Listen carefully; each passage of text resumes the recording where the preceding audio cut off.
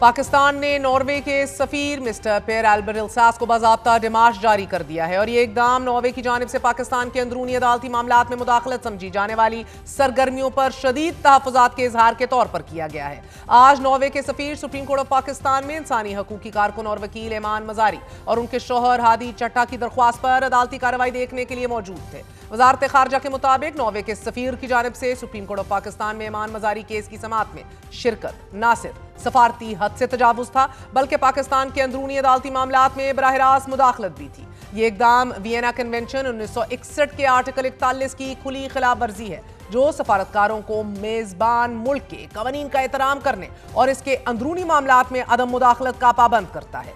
वजारत खारजा के मुताबिक एक आजाद खुद मुख्तार और कानून पर अमल दरामद करने वाली हार्ड स्टेट क्या होती है पाकिस्तान ने वाज़ेह कर दिया है। सफारती असूलों के मुताबिक अमूमी तौर पर सफीर किसी अदालती समाअत में उसी सूरत मौजूद होता है कि जब मामला उसके मुल्क के किसी शहरी के मुतल्लिक हो या फिर वो बतौर मुबस्सिर कार्रवाई का जायजा लेना चाहे ताकि शफाफियत और मुनसिफाना सलूक का यकीन किया जा सके।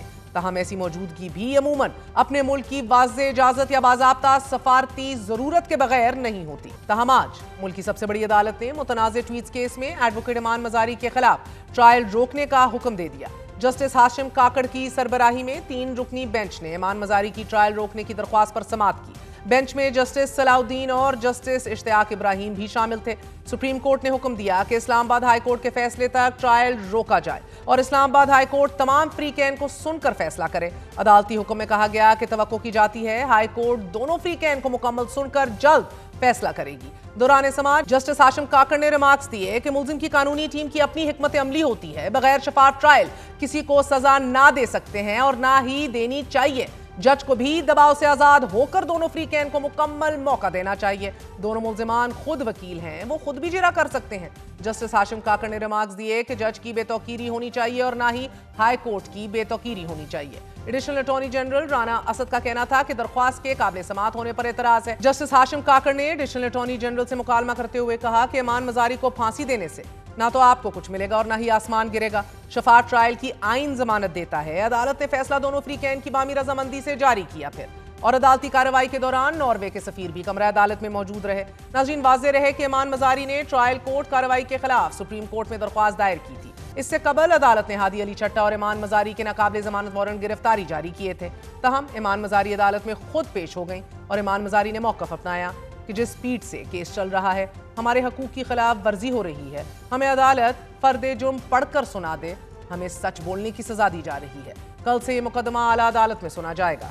प्रोग्राम में आगे बढ़ते हैं। गुज़िश्ता रोज अमेरिका की जानिब से रेकॉर्डिक मंसूबे के लिए $1.25 अरब की फाइनेंसिंग की मंजूरी के बाद अमेरिका ने पाकिस्तान के F-16 लड़ाका तैयारों के लिए जदीद टेक्नोलॉजी और मुआवनत की मंजूरी देते हुए $68 करोड़ 60 लाख की रकम का अप्रूवल दे दिया है।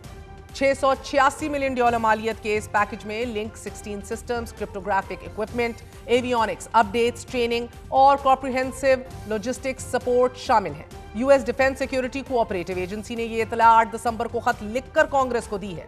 US defence security cooperation agency ने खत में कहा कि ये फरोख्त अमेरिका की खारजा और कौमी सलामती के मकासद के मुताबिक है क्योंकि इससे पाकिस्तान को इंसदाद दहशतगर्दी की कार्रवाइयों और मुस्तकबिल के मुमकिन ऑपरेशंस में अमेरिका और इसके इत्तेहादियों के साथ इंटर ऑपरेटिबिलिटी बरकरार रखने में मदद मिलेगी। खत के मुताबिक ये फरोग पाकिस्तान के F-16 बेड़े को जदीद बनाने, इसकी हिफाजत बेहतर करने और इसे मौजूदा और मुस्तकबिल के खतरात से निमटने के काबिल बनाने में मुआवन होगी।